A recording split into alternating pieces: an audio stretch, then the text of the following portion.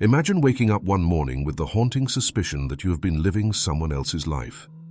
The clothes you wear, the opinions you defend, the dreams you chase, all of them suddenly feel borrowed, like costumes left behind by strangers. You look in the mirror, and though the reflection is familiar, it feels curiously hollow, as if behind the eyes there is a vast, uninhabited space. For a fleeting second you wonder, what if I have never truly been myself? It is an unsettling thought, one that creeps like a shadow across the edges of consciousness. Most of the time we drown it out with routine, alarm clocks, conversations, the endless hum of obligations. Yet beneath that hum lies a quiet terror, that the person we present to the world is nothing more than an elaborate mask, and that beneath the mask there is nothing. Carl Jung once wrote that the privilege of a lifetime is to become who you truly are. But what happens to those who never reach that privilege? What if the majority of humanity never crosses that threshold, never meets the stranger within, never learns the contours of their own soul? Consider the paradox. Everyone feels themselves to be an individual, unique, irreplaceable, yet walk through a city street and you see the same styles, the same expressions, the same restless eyes scanning for meaning. Our uniqueness has been swallowed by sameness, and the selves we call authentic may be little more than rehearsed performances. Are we truly free beings, or merely echoes of collective expectation shaped by forces we cannot name? The thought presses harder. What if the deepest tragedy is not that people suffer or fail, but that they go through life without ever encountering themselves? To be born human, and yet never become human in the truest sense, that is a loss so profound that most cannot even articulate it. And yet how often do you question and who you are beneath the layers of identity you've inherited? Your culture has handed you values, your parents have handed you dreams, your society has defined success and failure for you. Even your rebellion, when it comes, often follows a script that was prepared in advance. Where in this maze of influences is the you that was meant to exist before the world told you who to be? Jung believed that the modern soul is in danger of being swallowed by the collective psyche, that vast, impersonal web of norms, ideals, and myths that shapes us from birth. We think we are making choices, but often we are only following tracks laid down long before we arrived. He called the unexamined self a shadow, waiting to be faced, yet feared so deeply that most people live and die without ever confronting it. So the question becomes inescapable. If your life is built upon expectations, habits, and borrowed desires, then what part of it is truly yours? And if you have never encountered the true self within you, have you ever really lived? The silence that follows such questions can be deafening, because once asked, they cannot be unheard. Once considered, they make the walls of your carefully constructed identity feel fragile, temporary, and you begin to wonder. Perhaps the greatest tragedy is not being lost in the world, but never daring to search for yourself at all. This is where the journey begins, at the unsettling realization that you may have mistaken your mask for your face, your habits for your soul. But if the mask is not you, then who is? And what price must be paid to uncover that hidden self waiting in the dark? The suspicion that you are not living as your true self is more than a passing anxiety. It is the quiet signature of a deeper crisis. Jung argued that most people never truly individuate. They never separate their essence from the weight of collective expectation. Instead, they remain entangled in what he called the persona, the mask we wear to survive social life. The persona is not inherently false. It is necessary, a tool for navigating culture. But when the mask fuses so tightly to the skin that you forget it is a mask, the true self is suffocated in silence. Why does this happen? Why do so many remain prisoners of the persona, never stepping into the uncharted territory of their own depths? Part of the answer lies in fear. To encounter the real self is to confront chaos. Jung wrote that the unconscious, the realm of our forgotten desires, suppressed instincts, and shadow elements, is not easily tamed. To open the door to it is to risk being undone. Most people prefer the stability of a borrowed identity to the disorienting wilderness of self-discovery. We cling to roles because they protect us from the terror of freedom. Nietzsche warned of this when he spoke of the herd instinct. Human beings, he said, prefer the safety of belonging to the risky solitude of standing apart. To find yourself is to risk separation, rejection, alienation, and so the herd offers a tempting exchange.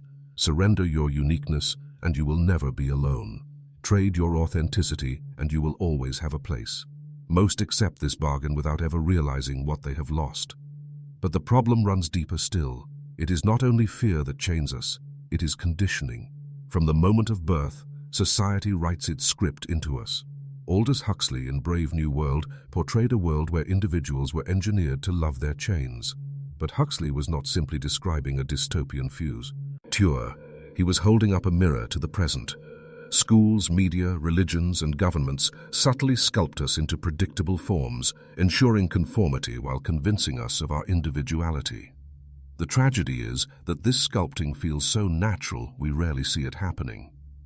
Even psychology itself reveals the trap. Cognitive biases, like confirmation bias and authority bias, ensure that we unconsciously seek approval and align with collective norms. The brain rewards conformity with a rush of dopamine, punishing dissent with social pain that feels as real as physical injury. In other words, your very biology has been wired to keep you inside the cage. Jean-Paul Sartre described this condition as bad faith, the tendency to deceive ourselves into believing we are free while secretly conforming to roles imposed upon us. A waiter who over-identifies with his profession, a mother who reduces herself only to the role of caretaker, an academic who clings to the identity of intellectual superiority. All are caught in Sartre's trap. They confuse their masks with their essence, mistaking a single role for the fullness of existence. And so, the hidden problem emerges with terrifying clarity. Most people never know themselves because they are too busy being what the world demands. They choose safety over authenticity, belonging over freedom, habit over awakening. Jung saw this not just as a psychological failure, but as a spiritual one. For without individuation, without the confrontation with the shadow and the embrace of the unconscious, the soul remains unformed, a seed that never dares to bloom. Here lies the heart of the tragedy. We are born with the potential to become singular beings, yet most of us die as echoes. The self that could have been remains buried, unheard, unexpressed. And perhaps the cruelest irony is that we call this burial life. But what happens when this unexamined existence begins to fracture? What happens when the weight of conformity grows unbearable and the cracks in the mask spread wider? The unseen consequences wait like a storm on the horizon. When the mask grows too heavy, its cracks begin to show. At first, the fractures are subtle, an unexplained weariness in the middle of the day, a gnawing dissatisfaction even after accomplishments, a quiet envy of those who seem freer, more alive. You tell yourself it's normal, that everyone feels this way. But beneath the surface, the price of disowning yourself is already being paid. To live without meeting your true self is not a neutral act. It is a wound that festers in silence. Jung observed that the unintegrated psyche does not simply vanish, it rebels. It seeps into dreams, sabotages relationships, and erupts in moments of despair. The shadow, ignored, becomes a tyrant. You might call it depression, midlife crisis, or existential dread. But these names only disguise the truth. The soul is starving for its own reality. Think of how this starvation manifests. You climb the ladder of success, only to feel emptier at the top than you did at the bottom.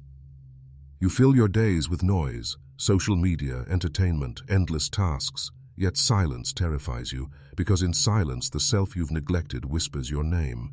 You might even sabotage yourself unconsciously, as if some hidden part of you would rather destroy everything than continue living as a ghost. Neurology offers clues to this rebellion. Studies on cognitive dissonance show that when our actions contradict our deeper values, the brain experiences stress similar to physical pain. Over time, this unresolved tension corrodes well-being. Anxiety, restlessness, burnout. These are not just random ailments. They are signals of a life lived out of alignment. You may ignore them, medicate them, rationalize them, but they remain, like the faint ticking of a bomb buried deep inside. Culturally, the consequences ripple outward. A society full of people estranged from themselves is a society prone to addiction, consumerism, and shallow distraction. Why else does the modern world pulse with endless appetites? Every billboard, every advertisement, every dopamine-drenched notification is a substitute for authenticity. When the true self is absent, the void must be filled with something, anything, pleasure, possessions, recognition, control. But the hunger never ends, because substitutes cannot feed the soul. This is why so many drift through life in quiet desperation. They wear smiles, perform roles, even achieve success, yet behind their eyes is a persistent question they dare not articulate. Is this really all there is? They sense that something essential has been lost, but they cannot name it. They believe they are chasing happiness, when in truth they are fleeing from emptiness. And perhaps the darkest consequence of all is this: when you do not find yourself, you cannot truly love. Love requires presence, a meeting of two authentic beings. But if you have never met yourself, then the relationships you form are only masks embracing masks, roles dancing with roles. You seek completion in others because you have not awakened completion within. And so even love, the most sacred of human experiences, becomes haunted by absence. Nietzsche once wrote that he who has a why to live can bear almost any how. But what happens when the why has been replaced by borrowed scripts, shallow goals, and artificial desires? Then even the how becomes unbearable. This is why despair grows silently in modern life, not because the world is empty, but because we are estranged from the depths within ourselves. The consequences are not immediate. They unfold slowly, almost invisibly, until one day you wake up and realize decades have passed, and the person in the mirror feels like a stranger. And by then, the most terrifying thought arrives. Perhaps it is too late. But is it? Must the tragedy of self-betrayal be permanent? Or is there another path? A rebellion against the prison of masks, a dangerous but liberating leap into authenticity? The answer lies not in resignation, but in revolt. To break free begins not with action, but with courage, the courage to see. For most, the mask feels safer than the truth, the performance more bearable than the silence beneath it. But liberation begins the moment you refuse to accept the borrowed life, the moment you whisper to yourself, "This is not enough." Jung called this confrontation individuation, the process of becoming whole by uniting the conscious persona with the hidden shadow, the forgotten instincts, the neglected soul. It is not self-improvement. It is not about polishing the mask until it shines brighter. It is about dismantling the mask altogether, standing naked before the chaos of your own depths, and choosing to live as the unrepeatable being you are.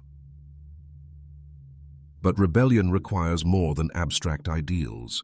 It requires concrete defiance against the forces that chain you.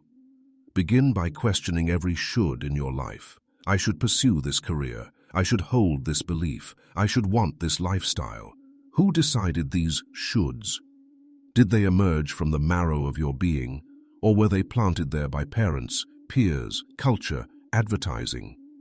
To rebel is to interrogate each of these commands until only what resonates with your inner truth remains. History offers examples of such rebellion. Socrates, condemned for corrupting the youth, chose death over silence, insisting that the unexamined life is not worth living. Nietzsche, breaking from the morality of his age, dared to proclaim the death of God and the birth of the individual will.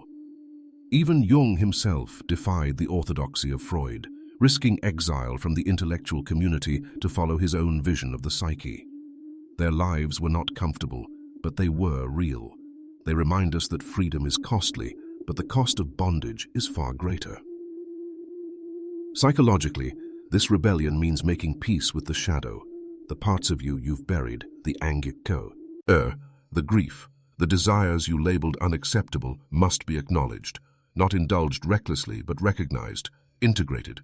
Jung insisted that until you make the unconscious conscious, it will direct your life and you will call it fate. To reclaim yourself, you must dare to walk into your inner darkness, to converse with what you fear most, until the fragments of your being form a coherent whole. This is not an overnight process. It is a lifelong confrontation. Yet even small acts of rebellion carry immense power. Choosing silence over distraction, choosing authenticity over approval, choosing to say no when conformity demands a yes. Each act loosens the chains of the persona and strengthens the muscles of the soul. But beware, breaking free is not about isolation. To individuate is not to sever from the world, but to meet it as a whole being. Jung emphasized that the individuated self contributes to society more authentically than the conformist ever could. Only when you are free can you offer something truly yours to the collective. Without rebellion, you are just another echo. With it, you become a voice. And here lies the paradox. The path to freedom feels like death. The death of the mask, the death of illusions, the death of the self you thought you were.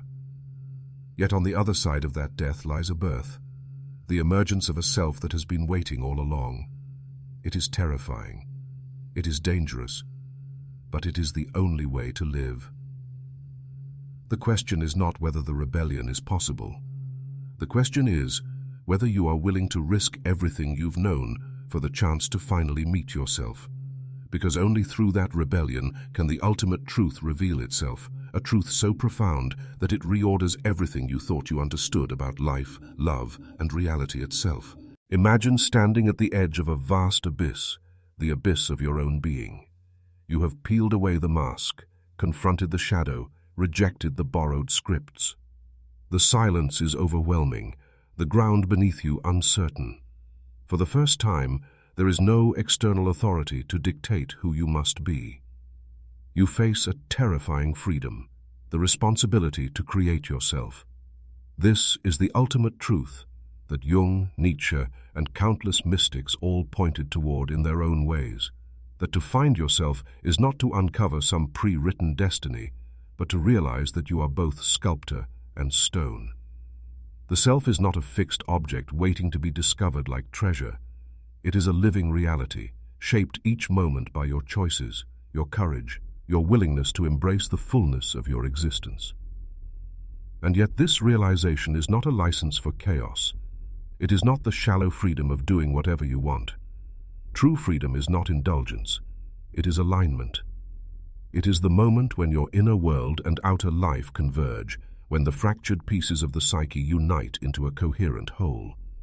This alignment is rare because it demands everything.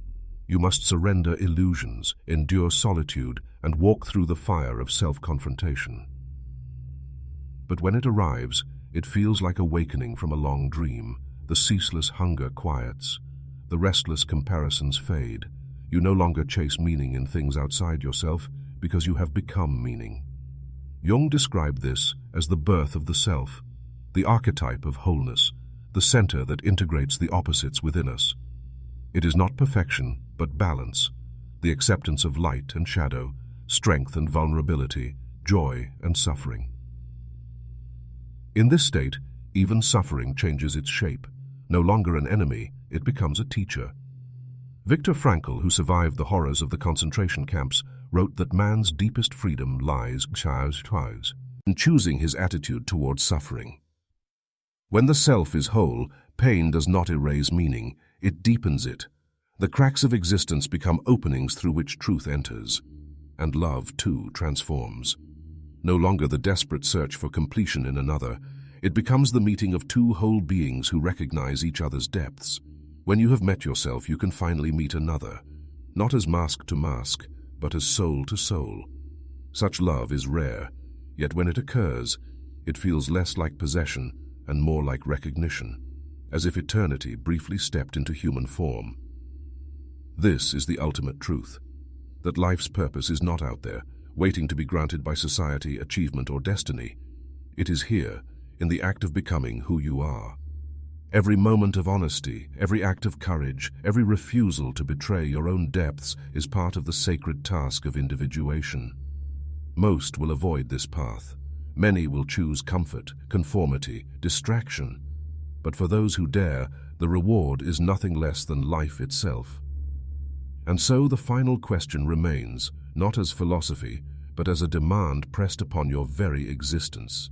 Will you continue wearing the mask, mistaking its safety for reality? Or will you risk the plunge into the unknown, trusting that beneath the abyss of fear lies the ground of your true self? The choice is yours, the mask or the self, echo or voice, exile or homecoming. The abyss waits, not to swallow you, but to return you to yourself. Step into it, and you will discover that the self you feared to meet was not a stranger at all. It was you, waiting all along.